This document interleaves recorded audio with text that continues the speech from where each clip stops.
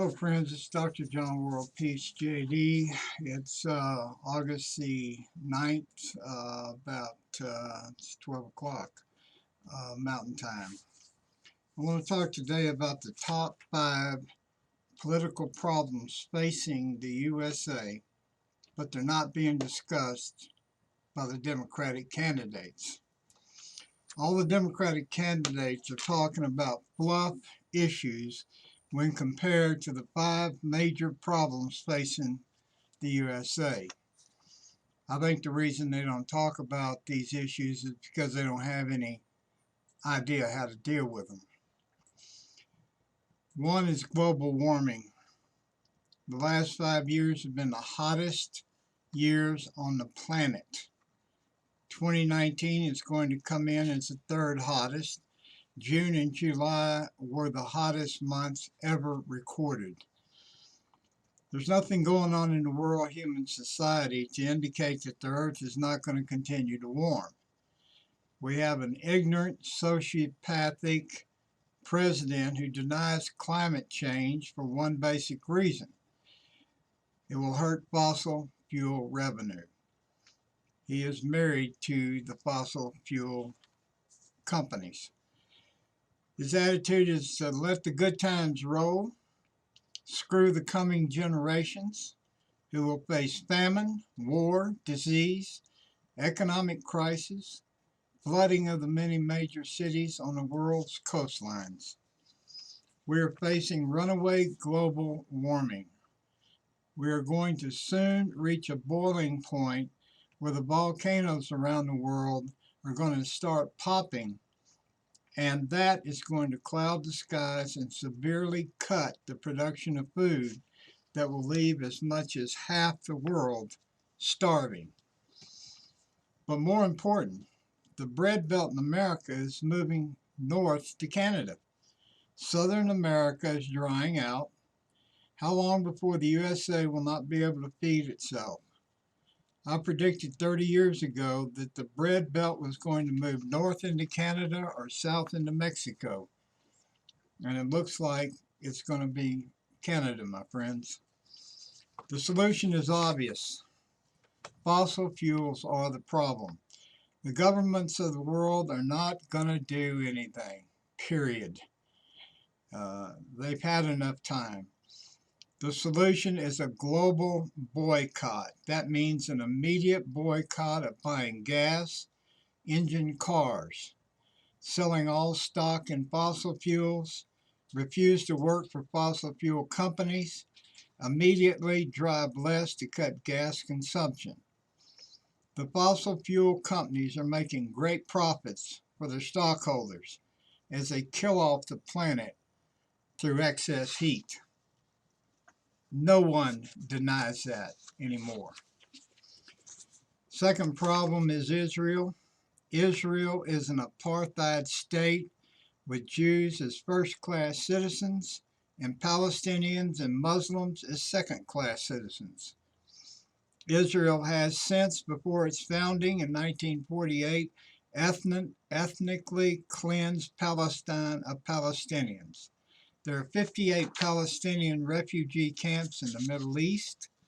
Israel maintains a concentration camp in Gaza for over 2 million Palestinians. Israel is annexing the occupied territories, which is against international law.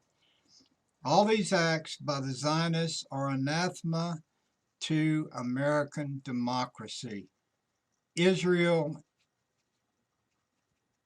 is as far away from an American democracy as you can get without being a flat-out dictatorship. They want to be a theocracy like Iran, but I don't think they're going to quite be able to pull that off.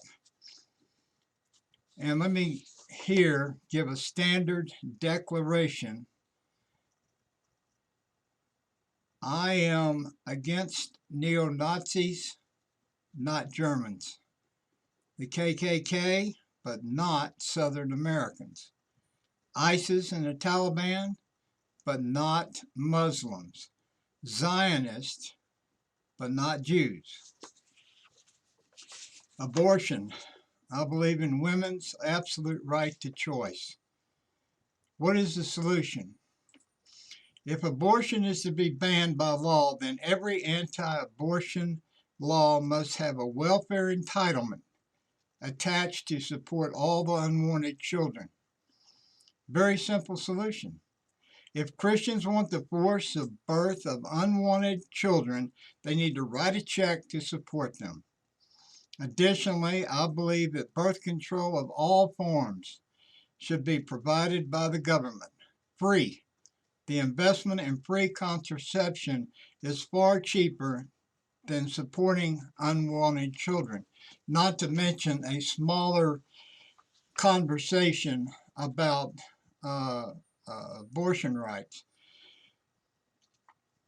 I would tax any church that supported anti-abortion legislation to pay for these unwanted children.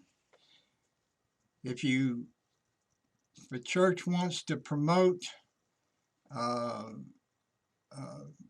anti-abortion legislation, fine, let them write the checks.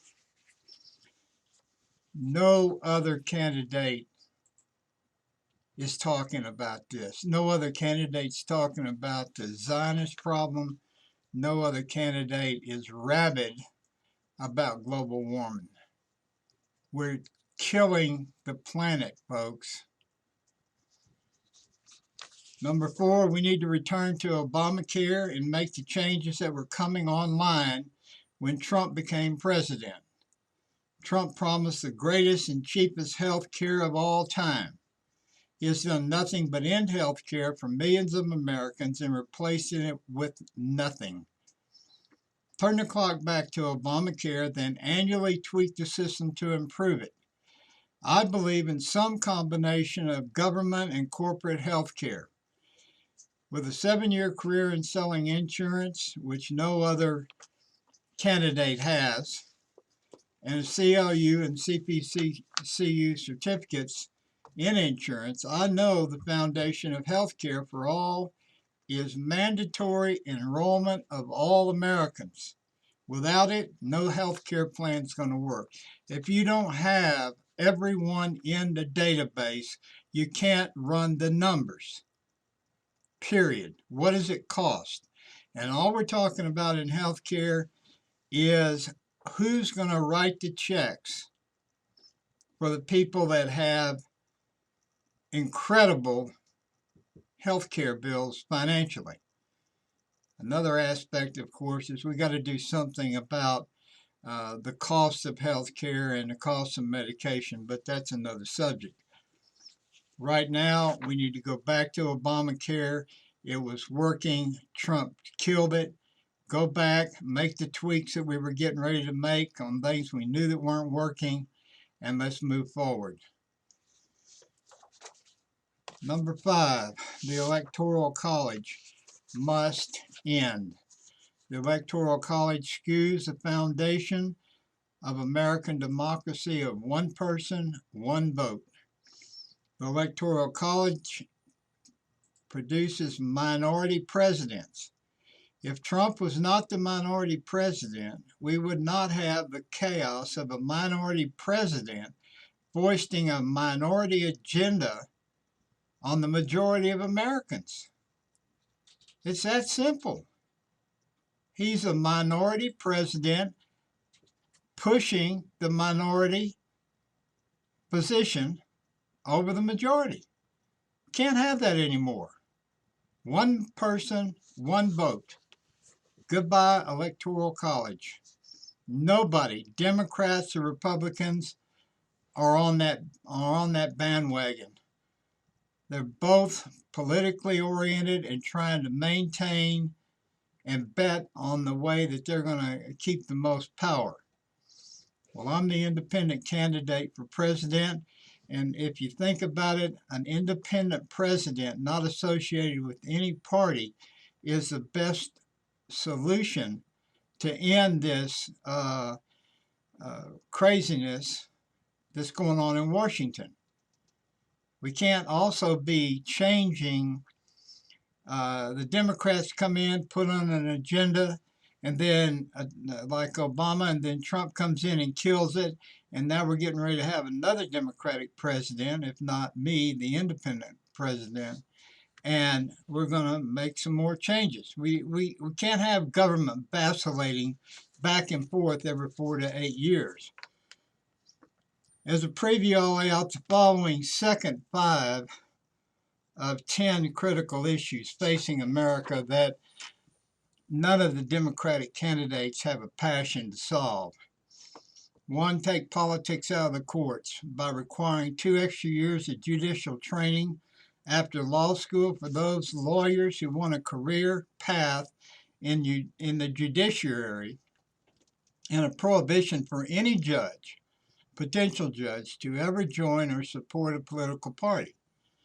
Once a prospective judge joins a law firm, he becomes ineligible to become a judge at any time in the future. 7, no child welfare entitlements for mothers who do not identify the father of their child. If we know the father, the government can recoup the money it pays out for child support. Don't tell us who the father is. You stay out of the welfare line for your child. Sorry. Immigration. I would end naturalized citizenship for any child born on U.S. soil of non-American citizens. That's an old school idea, political idea, and it's time to come to get rid of it. And I think it needs to be gotten rid of worldwide. I would give green cards liberally and revoke them if the holder did not have a job with a verification every 12 months. Illegal aliens would be treated for the medical emergencies for free, then discharged to immigration to be returned to their home country. A balanced budget, number 9, would be mandatory. I absolutely believe in a balanced budget. If the budget is increased, taxes must be adjusted accordingly. We do not have the right to mortgage our children's future. Forget that. We don't have a right to burn the earth up, which is in our children's future, and we don't have the right to mortgage them into oblivion with spending money we don't have, or spending money that Trump doesn't want to take away from his buddies, the rich. 10, a federal voting act that applies to all federal offices. A paper ballot required as backup for all electronic voting machines in case there's a problem with the election. Automatic voter registration for all citizens when they become old enough to vote. Those are the issues. Elizabeth Warren has got all kinds of little programs and plans, but not for anything important. And I can tell you, if a president comes in and gets 3 or 4 or 5 things done on his agenda, well, he's done well. Trump hasn't done anything but give his buddies more money, more money, more money. He screwed the farmers. They're now on welfare. Screwed up relations with China, which should have been negotiated maybe slower, but not with this I'm the king of the world mindset.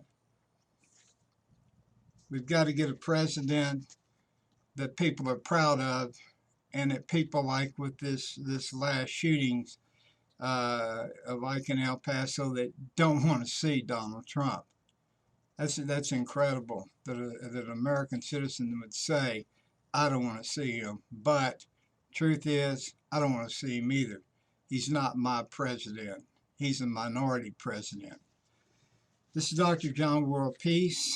I thank you for your consideration and have a good day.